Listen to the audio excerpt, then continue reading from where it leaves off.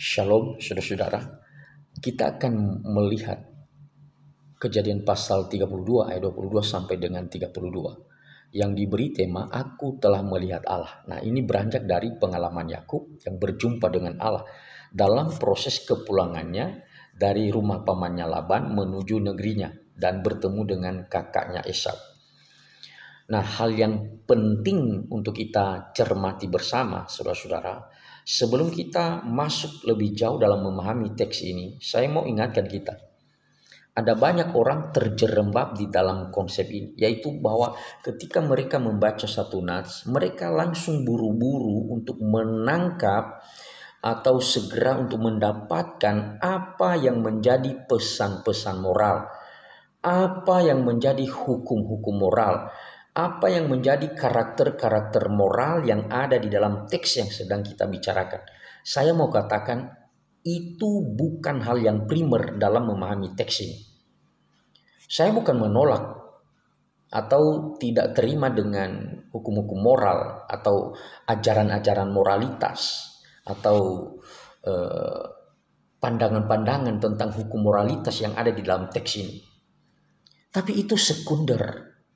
Hal yang paling primer itu adalah bagaimana kita melihat nats-nats ini mengungkapkan kepada kita tentang Allah, karakter Allah, bagaimana Allah mengkomunikasikan dirinya dengan manusia, bagaimana Allah membuat relasinya dengan manusia, sehingga manusia beroleh kemurahan, sehingga manusia beroleh pengampunan, sehingga manusia beroleh belas kasih daripada Dia. Nah, itu hal yang primer.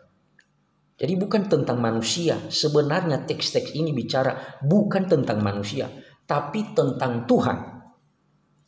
Nah, tindakan-tindakan yang dilakukan oleh manusia itu lebih ke arah refleksi, tanggapan, ya, lebih ke arah tanggung jawab yang harus dikerjakan oleh manusia setelah dia melihat tentang kebesaran hati Tuhan bagi manusia yang berdosa ini. Nah, itu hal yang sangat penting untuk kita bisa pahami sebelum kita terlalu jauh untuk mencermati teks yang kita bicarakan ini. Nah, saudara tahu bahwa ini cerita tentang kepulangan Yakub, ya, setelah dia pergi menyembunyikan diri atau menyelamatkan diri ke rumah pamannya Laban. Selama 20 tahun dia di sana setelah dia sudah punya istri, sudah punya harta benda, dan Allah memanggilnya untuk kembali ke negerinya, karena memang di rumah pamannya Laban dia menghadapi berbagai kesulitan, baik pamannya Laban sendiri yang merasa terus dikerjain oleh Yakub menurut dia, ya, maupun juga anak laki-laki daripada Laban itu yang tidak senang lagi dengan keberadaan Yakub di negerinya. Maka Allah memanggil Yakub itu untuk kembali ke negerinya. Nah, sebenarnya waktu dia kembali, dia punya rasa kegelisahannya. Dia takut bertemu dengan Esau kakaknya karena hal-hal masa lalu yang pernah dia lakukan. Dia pernah melakukan penipuan baik tentang hak kesulungan maupun tentang berkat yang diberikan oleh ayahnya Ishak, di mana dia bekerja sama dengan ibunya untuk mendapatkan berkat yang sepantasnya itu diberikan kepada Esau, tapi dia curi itu dengan tipu muslihat. Nah, ini menjadi bara api yang membara di dalam hati kakaknya Esau. Maka tidak heran nanti di dalam proses kepulangan mereka itu dia menata orang-orang yang bersama dengan dia, bagaimana mereka membuat formasi. Yakub sendiri menyusun formasi itu dan dia berada di barisan paling belakang. Nah, saudara tahu itu, kalau misalnya pasukan paling terdepan menghadapi musibah, menghadapi peperangan, atau menghadapi kecelakaan karena tindakan kakaknya Esau, masih ada kesempatan bagi dia untuk melarikan diri. Maka dia bentuk formasi kepulangan seperti itu. Nah, yang kedua, di dalam proses dia berangkat pulang ke negerinya, di tengah jalan itu dia bertemu dengan Allah sendiri. Nah, pertemuan dengan Allah inilah yang spektakuler itu. Spektakuler kenapa? Karena kita tahu bahwa tidak sembarang Allah ingin menunjukkan dirinya, tidak sembarang Allah ingin langsung berhadapan-hadapan dengan manusia karena manusia berdosa dan Allah adalah suci, mulia dan kudus. Tapi Yakub ini menerima akan belas kasih itu. Dia salah satu orang yang bisa berjumpa dengan Allah Dan hebatnya dia tidak mati. Karena sebenarnya perjumpaan dengan Allah itu, kalau orang tidak diberi belas kasih oleh Allah bisa mati. Nah, kita tahu misalnya Musa ya, ketika menghadap Allah, Allah mengatakan kepadanya, lepaskan kasutmu karena tempat ini adalah tempat yang kudus. Kalau Allah tidak bermurah hati kepadanya, dia udah pasti mati. Ya, makanya nanti kita lihat ya, Musa hanya melihat bagian belakangnya Allah, begitu ya, tampilan yang kita dapatkan dalam kitab Kejadian. Itu menunjukkan tentang kekudusan Allah, betapa hebatnya kemurnian, kesucian Allah itu, bahwa sebenarnya manusia tidak bisa berhadapan dengan Allah. Tetapi Yakub ini mendapatkan belas kasih Tuhan. Nah, tidak heran misalnya nanti di dalam ayat yang ke 30 misalnya ya, Kejadian pasal 32 ayat 30, Yakub menamai tempat itu Peniel sebab katanya, aku telah melihat Allah berhadapan muka tetapi nyawaku tertolong. Dia berhadapan dengan Allah tapi nyawanya tertolong. Itu keajaiban. Artinya dia mendapat kasih karunia Tuhan. Nah, yang kedua dari cerita ini, pertemuan Yakub dengan Allah adalah momen tentang perubahan identitas. Perubahan identitas yang bagaimana itu? Nah, kita tahu bahwa orang yang bergumul dengan dia, yang disebutkan oleh Yakub sendiri, itu adalah sosok Allah ya, yang bermanifestasi, yang menunjukkan diri dalam berupa manusia itu. Nah,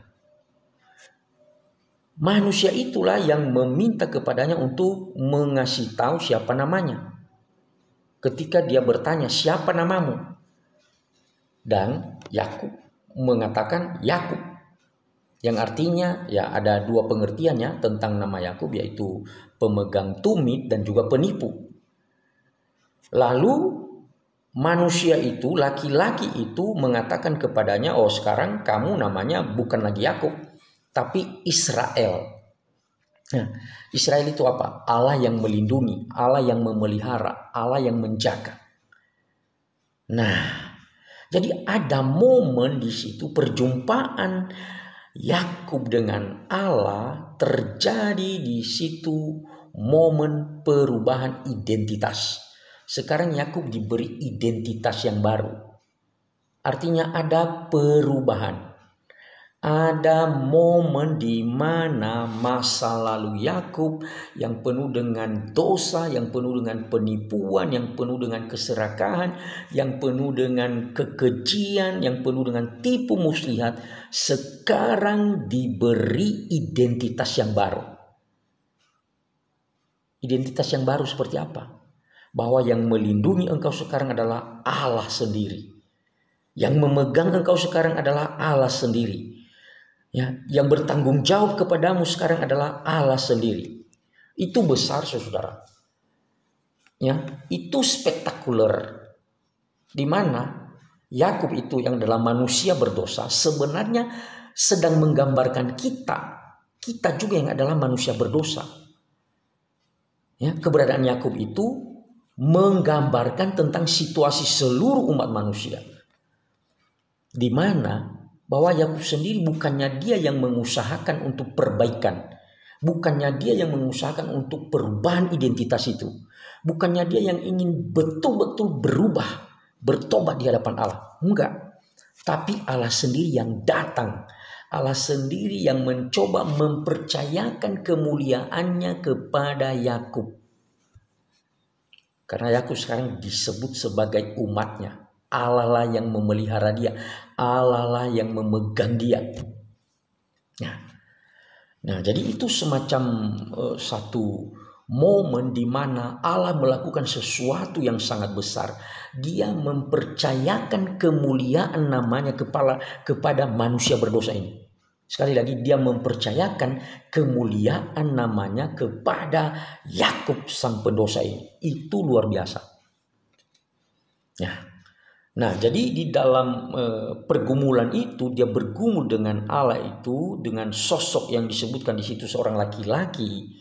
Ya, Yakub ini memang menunjukkan satu usaha, satu kekuatan yang maksimal Bahkan pergulatan mereka itu dikatakan sampai fajar menyingsing.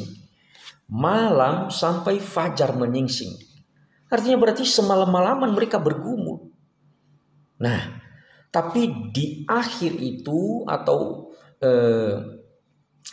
sebelum fajar menyingsing itu, ayat 25 misalnya, ketika orang itu melihat bahwa ia tidak dapat mengalahkannya, ia memukul sendi pangkal paha Yakub sehingga sendi pangkal paha itu terpelecok ketika ia bergulat dengan orang itu.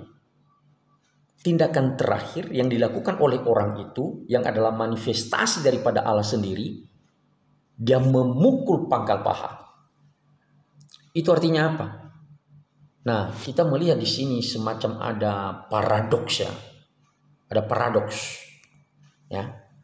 Di mana dikatakan oleh laki-laki itu bahwa Yakub menang, ya, Yakub telah melakukan perlawanan, bergumul dengan Allah dan dinyatakan dia menang, tetapi di dalam kondisi terpelecok. Ya. Jadi kakinya itu terpelecok, pincang maksudnya. Nah, sebenarnya kejadian itu menunjukkan kepada kita beberapa hal ya. Yang pertama bahwa di sana kita melihat bahwa Yakub tetap memiliki kelemahan. Sekali lagi, seseorang yang bergumul, seseorang yang menunjukkan akan kekuatan daripada kekuasaan kemanusiaannya yang mencoba untuk mempertahankan dirinya di hadapan Tuhan, menunjukkan akan bagaimana usaha-usaha yang dia bisa kerjakan di hadapan Allah, ternyata tidak sesempurna yang dia pikirkan. Ada kelemahan-kelemahan di dalam dirinya di mana dia harus mengakui keberadaan itu. Dan laki-laki yang bergumul dengan dia itu memukul pangkal pahanya. Akhirnya apa yang terjadi? Dia pincang. Jadi selain daripada bahwa dia punya keterbatasan, dia punya kelemahan, dan Allah lah yang lebih berkuasa atas hidup manusia. Meskipun di dalam teks ini dia diakui menang melawan Allah dan juga melawan manusia ya. Ayat 28 ya. Lalu kata orang itu, namamu tidak akan disebutkan lagi Yakub tetapi Israel, sebab engkau telah bergumul melawan Allah dan manusia dan engkau menang. Tapi dia ternyata memiliki kelemahan. Lalu yang kedua, kepincangannya itu sebenarnya adalah, ini pemikiran saya ya, bantuan Allah kepadanya. Sehingga ketika dia berhadapan dengan Esau kakaknya, dia di dalam posisi pincang. Kalau gambaran dalam pemikiran saya, kepincangannya itulah sedikit memicu daripada redanya amarah kakaknya Esau. Ya, sekali lagi dia datang dengan pincang di hadapan kakaknya Esau. Setidaknya hal itu juga membuat hati kakaknya Esau reda. Api dendam, api kemarahan yang ada di dalam hati kakaknya Esau reda karena kepincangannya. Ya. Nah, nanti kita melihat ya keajaiban kalau misalnya kita membaca bagaimana Esau waktu bertemu dengan Yakub, Yakub ternyata tidak diapa-apain, tapi malah diberi pelukan oleh kakaknya, ya, dirangkul oleh kakaknya, dicium oleh kakaknya. Nah, jadi saudara-saudara, kita melihat di sini ada paradoks di situ tadi ya. Yakub seperti menang, ya, menang dalam tanda kutip, ya istilahnya. Dia sukses ya, berhadapan dengan situasi yang sulit begitu. Meskipun dia di dalam masa lalunya dia berhasil melakukan tindakan-tindakan yang gak benar, ya, tapi dia diberi kemurahan oleh Allah. Nah, kita jangan lupa bahwa kemenangannya itu juga berada di dalam kondisi dia sedang pincang. Ya, jadi kemenangannya itu ditandai dengan kepincangannya. Nah, ini ada satu situasi yang kelihatan kontra, tapi sebenarnya tidak. Itu yang disebut dengan paradoks. Ya, Yakub ini diklaim sebagai pemenang, tapi ternyata dia punya kepincangan. Ya, dia menang di dalam kondisi pincang begitu ya. Jadi saudara, pemberian new identity ini atau pemberian identitas yang baru terhadap Yakub ini melalui pergulatan dengan Allah dan melalui pemberian nama baru kepadanya oleh Allah sendiri menunjukkan kepada kita bahwa ada pengampunan di sana dan ada juga penunjukan kekudusan daripada Allah. Jadi Allah itu sedang menunjukkan akan dirinya yang penuh dengan pengampunan terhadap orang berdosa ini. Di sisi yang lain, dia juga sedang menunjukkan kekudusannya, kesuciannya, keadilannya. Ya. Jadi kita melihat nanti juga di dalam diri Yesus ya. Ya. Sebenarnya pola ini, pattern ini, ya, pola yang seperti ini juga konsisten ya di dalam Alkitab. Nanti kita melihat juga di dalam diri Yesus. Dia menang, tapi di dalam kondisi mengenaskan. Ya. Kematiannya di salib itu, banyak orang melihat itu adalah sebuah kegagalan. Tapi ternyata enggak, itu adalah kemenangan. Ya, kemenangan dengan dia taat sampai mati. Dan itu diverifikasi nanti melalui kebangkitannya dari antara orang mati. Nah, jadi pola-pola seperti ini ada di dalam perjanjian lama. Ya, di dalam teks kita yang sedang kita bicarakan ini tentang pengalaman Yakub bertemu dengan Allah, maka kita melihat di sana kemenangan yang disertai dengan retribusi. Ya. Orang-orang atau umat Allah tetap orang-orang yang menang, orang-orang yang diberi pengampunan oleh Tuhan dengan retribusi-retribusi tertentu yang harus dia bayar karena akibat dosanya, karena akibat daripada pelanggaran-pelanggarannya.